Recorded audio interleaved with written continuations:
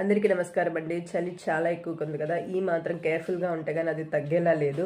ఇక మన వార్తల్లోకి వచ్చేస్తే H1B వీసా వాళ్ళకి కొత్త విధానాన్ని అమల్లోకి తెచ్చారంట. ఇప్పటిదాకా లాటరీ విధానం ద్వారా H1B వీసాలు జారీ చేయడం అనేది జరిగింది.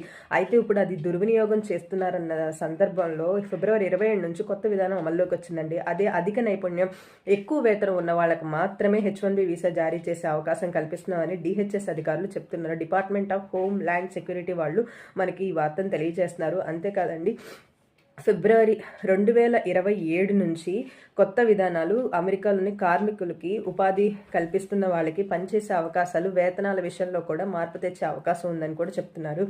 ఇంకా మనకి ఏం చెప్తున్నారంటే, అక్రమ వలసదారులకి 3,000 స్టైఫన్ తీసుకోండి, అమెరికా నుంచి వెళ్ళిపోండి అని చెప్పి డైరెక్ట్గా బెదిరిస్తున్నారు. అండ్ వాళ్ళకి తాజాగా ఒక అవకాశం కల్పించారంట.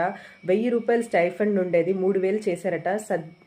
వాళ్ళ స్వదేశీకి వెళ్ళిపోవడానికి ఆల్రెడీ విమానం ఉచితంగా ఇచ్చేశారంట. దాంతోపాటు 3,000 స్టైఫండ్, 3,000 స్టైఫండ్ అనమాట. అది దాదాపు 2.68 లక్షలు అన్నమాట సుమారుగా.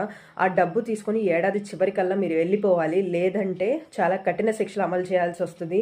ఖైదీగా ఉంచాల్సి, బహిష్కరణ ప్రక్రియలో కొరడా, ఇలాంటివన్నీ కూడా ఉంటాయి. అంతవరకు తెచ్చుకోకండి, అక్రమ వలసదారులందరూ వెళ్ళిపోండి.